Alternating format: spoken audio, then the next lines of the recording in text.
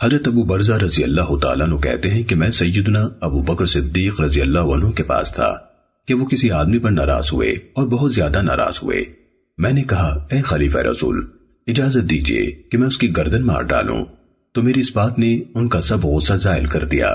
پھر وہ وہاں سے اٹھ کر چلے گئے اور مجھے بلوا بھیجا اور کہا تم نے ابھی ابھی کیا کہا تھا؟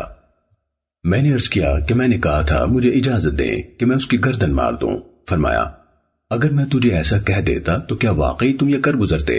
اس نے کہا ہاں۔ فرمایا نہیں، اللہ کی قسم، حضرت محمد صلی اللہ علیہ وسلم کے بعد کسی بشر کو یہ مقام حاصل نہیں۔